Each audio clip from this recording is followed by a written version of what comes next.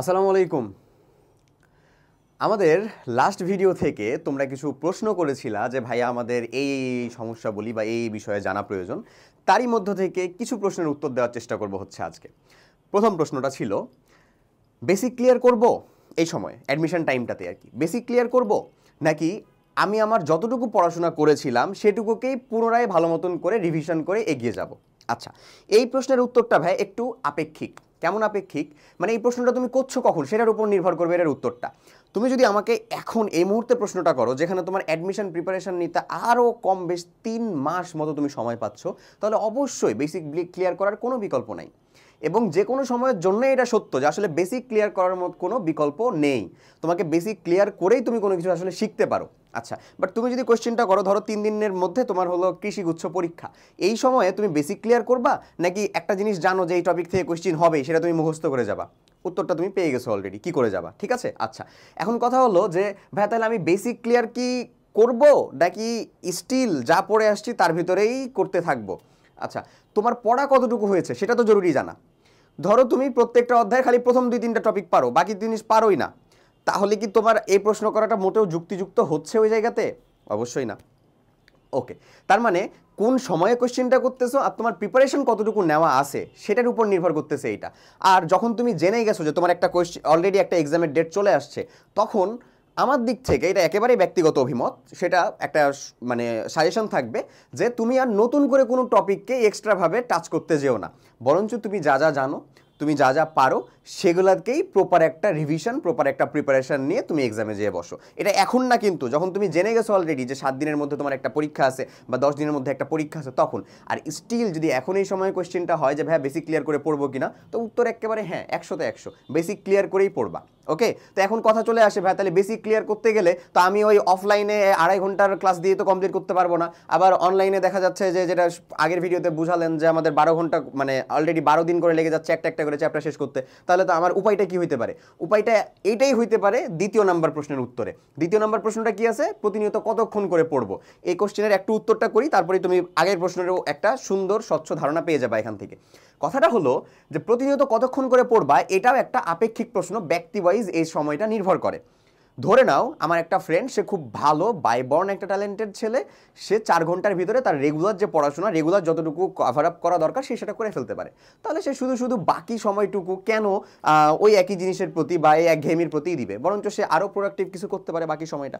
এখন আমি বা আমার মতো যে বিলো এভারেজ টাইপের স্টুডেন্ট আছে তার পড়াশোনা করতে 10 ঘন্টা লেগে যায়, তাহলে অবভিয়াসলি আমাকে 10 ঘন্টায় সময় দিতে হবে ভাইয়া, তাই না? সিচুয়েশনটাই তো এমন, অবশ্যই দিতে হবে। আমি শুধু ওই 4 ঘন্টা সময় লাগুক বা 8 ঘন্টা সময় লাগুক, তার ভিতরে একটা ছোট্ট পার্থক্য করে দিতে যাচ্ছি। সে পার্থক্যটা কি?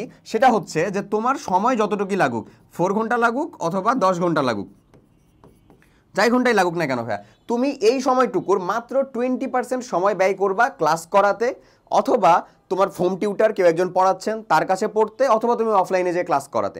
কতটুকু সময় ব্যয় করবা? মাত্র 20% টাইম, অর্থাৎ 10 ঘন্টার যদি হিসাব করো তাহলে সে অনুযায়ী মাত্র 2 ঘন্টা, 2 ঘন্টা থেকে 3 ঘন্টা, এর বেশি মোটেও না, একেবারেই না। বাকি যে সময়টুকু আছে সেই সময়টুকু ভাইয়া তুমি নিজে পড়ো, বিলিভ মি, এটা খুবই জরুরি। বাকি সময়টুকুই তুমি কি পড়বা? নিজে পড়বা। তো কথাটা হচ্ছে এখানে ওইটাই যে ভাইয়া বেসিক ক্লিয়ার করার ক্ষেত্রে তাহলে আমি কিভাবে করবো ব্যাপারটা? সিম্পল, তুমি তোমার অফলাইনে একটা মানে তুমি কোচিং যাচ্ছ বা ক্লাসে যাচ্ছ, সেখানে তোমাকে একেবারে টেনে একটা চ্যাপ্টার শেষ করে দেওয়া হচ্ছে, তো বাকি সময়টুকু তো তোমার নিজেকে পড়ার জন্য অফার করা হচ্ছে, তুমি পড়ো। ঠিক একই রকমভাবে তুমি অনলাইনে লাইভ ক্লাস করতেছো যেখানে তোমার টাইম কিল হইতেছে, এটা যদি বুঝতে পারো তুমি, তাহলে অবভিয়াসলি তুমি এরকম একটা রেকর্ডেড তোমার কাছে শর্টেড একটা জিনিস রাখো, তুমি এই এরকম একটা রেকর্ডেড জিনিস যদি তোমার কাছে একেবারে খুব সুন্দর সুসজ্জিতভাবে থাকে, তাহলে তুমি আরামসে যে কোনো একটা টপিক নিজে পড়ার সময় যে কোনো ঝামেলা হলে সেটা সুন্দর করে ঝট করে ক্লাস করতে চলে আসলা, ক্লাসটা দেখে ফেললা যে ভাইয়া সুন্দর করে বুঝাইছে, উপস্থাপনা সুন্দর আছে, বুঝাতে পারলে তোমার বুঝানো শেষ, তুমি নিজে উপকৃত হলা, নিজে পড়ে উপকৃত হলা। তুমি একটা ক্লাস দেখতে আসা আর কোনো একটা ভাইয়া তোমাকে ক্লাস করাচ্ছে সে অনুযায়ী নিজেকে সাজানো, দুইটা আলাদা জিনিস, এই ছোট্ট বিষয়টা আর কি বুঝতে হবে। আচ্ছা, এবং লাস্ট অফ অল যে প্রশ্নটা সেটা হচ্ছে যে ভাইয়া আমি কি আইআইটির প্রশ্ন সলভ করবো নাকি না?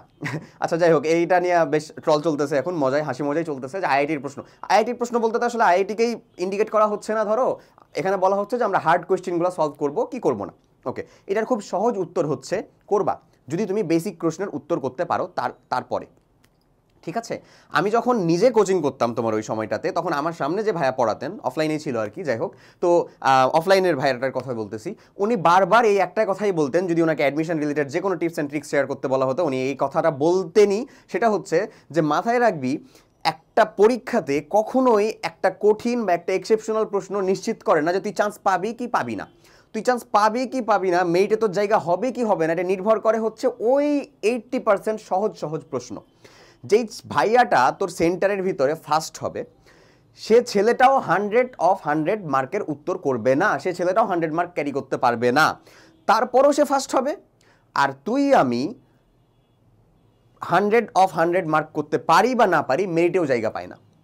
এই ডিফারেন্সটা করে কে তাহলে? এই ডিফারেন্সটা কি কোনো কঠিন প্রশ্ন বা একটা এক্সেপশনাল কোয়েশ্চেন করে? উত্তরটা হচ্ছে না। এই ডিফারেন্সটা করে দেয় একটা ইজি প্রশ্নগুলা, যেগুলো খুবই বেসিক, যেগুলো সবাই পারে, আমি তুমি পারি নাই, সেটা সেই ডিফারেন্স করে দেয় যে আমি মেরিটের জায়গা পাবো কি পাবো না। ক্যালকুলেশন খুব সহজ ভাইয়া, ধরে নাও সবাই পারে এরকম ইজি কোয়েশ্চেনের উত্তর তুমি পারলা না, ধরে নাও 10,000 মানুষজন পারছে, তাহলে তোমার সিরিয়ালটা কি 10,000 নিচে চলে আসলো না? সিম্পল, বুঝা গেছে? তো এই প্রশ্নের উত্তরটা যে আমি আইআইটির কোয়েশ্চেন সলভ করবো কি করবো না, এটা অবভিয়াসলি তখনই বলবো যে তুমি তোমার বেসিক প্রশ্ন, একেবারে খুবই প্রয়োজনীয় যে জিনিসগুলো, সেগুলো যদি পেরে থাকো তাহলে নো প্রবলেম, তুমি আইআইটি কেন, তুমি হার্ভার্ডের প্রশ্ন সলভ করতে চলে যাও, নো প্রবলেম, ইটস ওকে, তুমি করতে পারো, তুমি সেটা তোমার পরে।